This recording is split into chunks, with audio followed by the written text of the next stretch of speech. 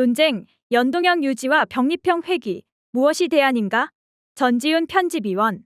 총선이 다가오면서 선거제도를 어떤 방식으로 할 것인지 논쟁이 뜨거워지고 있다. 먼저 몇 가지를 분명히 해야 할 것이 있는데, 첫째, 윤석열 정부의 폭주를 막고 진보적 개혁을 이루기 위해 어떤 대안을 제시하고 더 큰 힘을 만들어 함께 싸워나갈 것인가가 가장 중요하고, 어떤 선거제도냐의 문제는 그것과 연동된 문제로 봐야 한다는 점이다. 둘째, 선거제도의 문제에서는 민주주의 원칙에 따라서 표의 대표성과 등가성을 높이는 방식이 가장 좋은데, 여기서 가장 비판받아야 할 것은 국민의힘이라는 사실이다.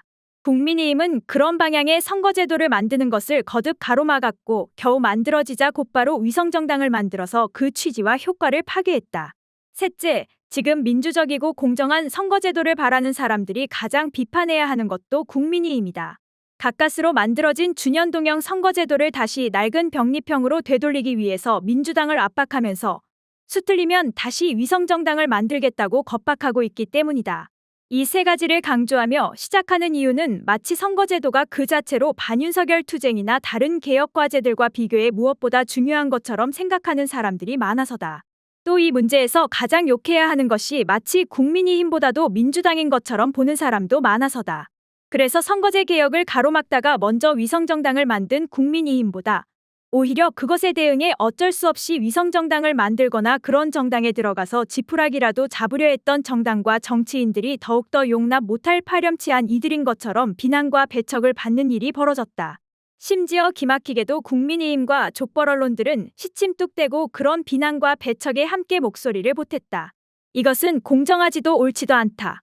지금이라도 국민의힘이 병립형 회귀를 포기하고 위성정당을 만들지 않겠다고 약속하면 민주당이나 다른 진보정당들이 선거제에 대한 고민과 논쟁을 할 이유는 대부분 사라질 것이다. 하지만 그러지를 않고 그럴 리도 없으니 민주당이 병립형으로 돌아가거나 위성정당을 만드는 것은 불가피하고 현명한 타협일까? 이런 주장을 하는 이들은 선거제도는 경기의 룰이기 때문에 선수이며 제1야당인 국민의힘을 무시하고 일방적으로 만들기 어렵다고 변명한다. 과연 그런가? 아니다.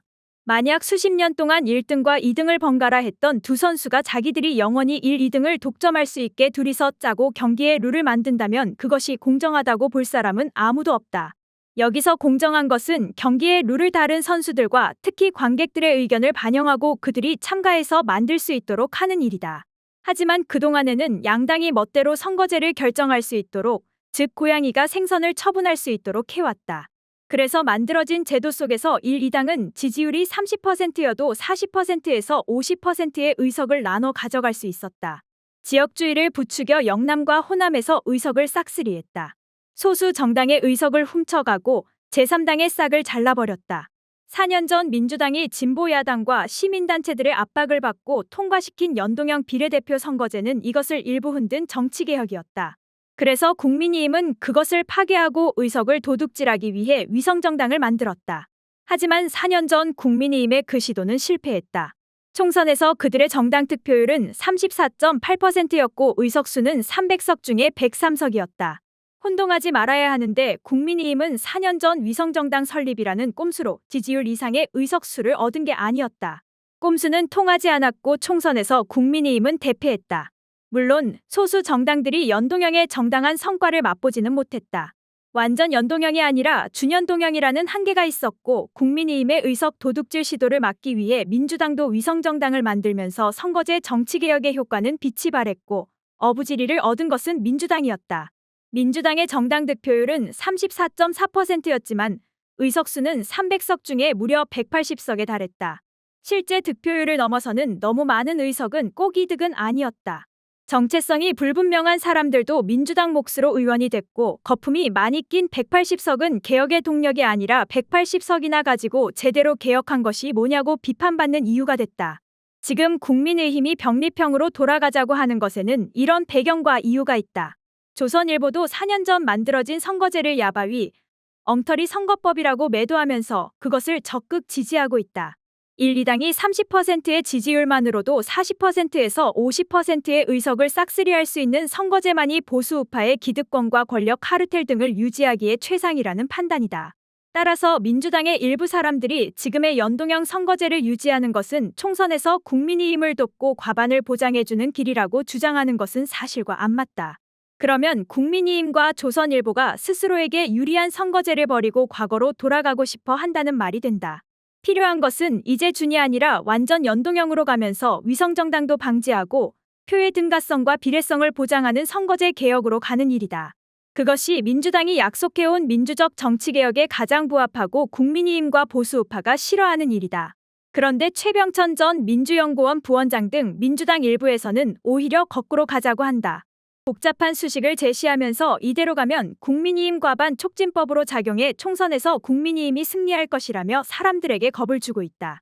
그게 싫으면 국민의힘과 손잡고 병립형으로 돌아가야 한다는 말인데 국민의힘이 싫어서 국민의힘과 손잡고 원하는 대로 해주자는 것부터 모순이 아닐 수 없다. 윤석열과 국민의힘에 대한 거부감을 이용한 후퇴의 정당화이고 전형적인 반사이익 추구 수법이다. 이들이 정치개혁의 약속을 지키자는 이탄희 의원을 비판하면서 제시하는 어지러운 계산들은 마치 고차 방정식처럼 보이지만 사실은 비현실적 가정들을 당연한 전제처럼 두고서 단순한 덧셈과 뺄셈을 반복하는 내용이다. 궁극적으로 주장하는 것은 선의와 순수한 의도는 좋지만 선거는 현실이라며 가치와 당위는 내다 버리자는 말이다. 지금의 선거제에 따르면 득표율만큼만 의석을 얻을 수 있지만 국민의힘과 손잡고 병립형으로 돌아가면 35%의 지지율만으로 45%의 의석을 가져올 수 있다는 시뮬레이션도 제시하고 있다. 정해진 결론을 위해 꿰어 맞춘 이 시뮬레이션을 보면 군소정당은 10%의 지지율을 얻고도 고작 2%의 의석을 가져가는 것으로 나온다. 즉, 선거제를 계약해서 국민의힘과 함께 군소정당의 의석을 훔쳐오자는 주장을 노골적으로 하는 셈이다. 이러한 기묘한 선거공학에 따르면 득표율대로 정직하게 의석을 얻는 것은 손해나 포기이고 득표율 이상으로 의석을 훔치는 것은 현실적 대안이라고 포장된다. 이런 후퇴와 야합을 주장하는 대표적인 인물이 최병천 전 부원장이라는 것도 매우 의미심장하다. 최병천 전 부원장은 문재인 정부 시절의 검찰개혁과 언론개혁에 소극적이거나 부정적이었고 근래 경쟁과 시장 논리를 부추기는 좋은 불평등이라는 책을 써서 보수 언론들의 호평을 얻었다. 조선일보에 나와서 최저임금 인상과 소득주도 성장을 공격하면서 사회주의는 망했다. 그런데 아직도 민주당의 운동권은 여기에 멈춰 있다고 매도했다. 즉, 최병천 전 부원장의 행보는 민주당이 단지 의석만 많다고 개혁을 할 수 있는 게 아니라 어떤 생각을 가진 어떤 사람들이 민주당을 주도하느냐가 중요하다는 것을 보여준다. 좋은 불평등에서 교묘하게 모든 불평등이 나쁜 것은 아니라며 정당화하던 최병천 전 부원장은 이제 좋은 양당제를 말하고 있다. 민주당이 국민의힘과 야합해 소수 정당의 몫을 훔쳐 나눠 가지며 다수 의석을 갖는 것이 좋은 양당제이고 윤석열과 맞서 싸우며 개혁을 추진하기 위해서도 좋다는 납득하기 어려운 논리를 펼치고 있다. 물론 최병천 전 부원장 등의 이런 주장에 민주당 일부 지지자들이 솔깃하는 심정을 이해 못할 것은 아니다. 무슨 수를 써서라도 총선에서 국민의힘의 승리를 막고 윤석열 신건부 정권의 폭정과 역주행을 막아내고 싶은 절박한 심정은 공감이 가고도 남는다. 그런데 병립형 야합과 후퇴는 그런 목적에 아무런 도움이 안 된다는데 문제의 핵심이 있다. 민주당이 스스로 거듭해서 철석같이 약속하던 정치개혁과 위성정당 방지의 약속을 180도 뒤집게 되면 거대한 역풍이 불지 않을 수 없다. 국민의힘과 족벌 언론들은 자신들의 요구를 들어준 민주당에 감사하기는커녕 이것을 빌미로 삼아서 말 바꾸기와 내로남불이라며 더욱더 거세게 민주당을 공격할 것이 불보듯 뻔하다. 민주당 내부에서도 심각한 분열과 갈등의 후폭풍이 몰아칠 것이고 진보정당과 시민사회와 진보적 개혁의 지지자들도 민주당을 맹비난하면서 더 이상 민주당을 믿을 수도 연대할 수도 없다며 비판할 것이 명백하다. 이 모든 반작용들이 총선에서 민주당에게 악조건으로 작용해 선거 결과도 불리하게 만들 가능성이 매우 높다. 즉, 정치개혁의 약속을 지키는 것은 멋있게 지는 것이 아닐 뿐만 아니라 약속을 어기고 야합과 후퇴를 하는 것은 더럽게 이기는 것이기는커녕 더럽게 지는 결과만을 가져올 수 있다. 득표한 만큼의 의석을 갖는 선거제도는 민주주의의 기본이고 상식에 불과하다. 이러한 기본과 상식을 어기고 불로소득을 얻으려는 욕심과 이길 수 있다는 착각은 버려야 한다. 우리가 윤석열 정권에 반대하며 싸우는 것은 민주주의와 정치개혁 등의 목적을 위해서다. 국민의힘과 손잡고 선거제를 다시 개혁하는 것은 그 목적을 버리자는 말이다. 그것은 목적을 위해 수단을 바꾸는 게 아니라 수단을 위해 목적을 버리는 것이 된다. 선거를 위해 검찰개혁을 포기하자던 논리와 동일하다. 국민의힘은 선거제 개혁을 추구하다가 실패하면 위성정당을 만들 것이고 이러한 반개혁적 폭주와 꼼수는 역풍을 낳을 수 있다. 그런데 지금 왜 그 역풍을 거꾸로 민주당에게 가져오려고 애쓰는 것일까? 기득권 우파의 거짓 협박과 달리 역풍은 개혁을 추진할 때 오는 것이 아니라 약속을 어기고 개혁을 포기할 때 온다는 것을 잊지 말아야 한다.